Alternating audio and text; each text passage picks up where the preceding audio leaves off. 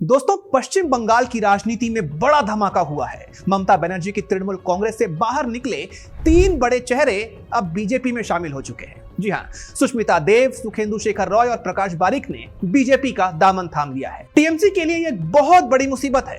ममता बनर्जी की पार्टी अब पूरी तरह बिखरती हुई नजर आ रही है। चुनाव के बाद से ही टीएमसी में भगदड़ मची है। इन नेताओं ने ममता और अभिषेक के काम पर सवाल उठाए थे।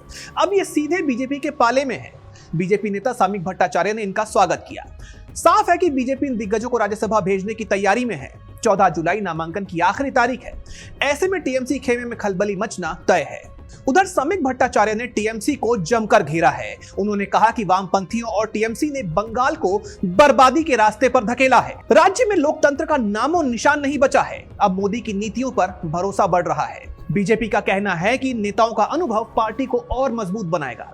टीएमसी के पास अब कोई जवाब नहीं बचा है। सियासी पारा और भी गर्म है। यूसुफ पठान का शुभेंदु अधिकारी से मिलना इशारा दे रहा है कि खेल अभी बाकी है।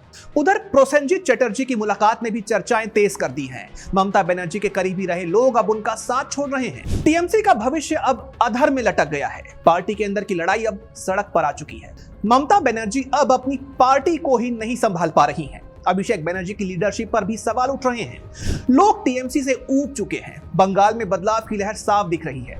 राज्यसभा चुनाव के बहाने बीजेपी ने टीएमसी की नींद उड़ा दी है और आने वाले दिनों में और भी बड़े इस्तीफे देखने को मिल सकते हैं। तो कुल मिलाकर टीएमसी का किला ढह रहा है। ममता बनर्जी के लिए ये अपनी साख बचाने की आखिरी जंग जैसा है। विपक्षी नेता बंगाल की तरफ बड़ी उम्मीद से देख रहे हैं। टीएमसी के दिन अब लद गए हैं।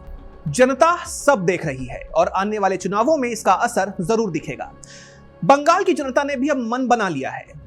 अगर आपको खबरों के पीछे की पूरी कहानी और हर मुद्दे पर सटीक विश्लेषण जानना है तो 15 अगस्त से देखिए भारत अपडेट का विशेष कार्यक्रम भारत भाग्य विधाता।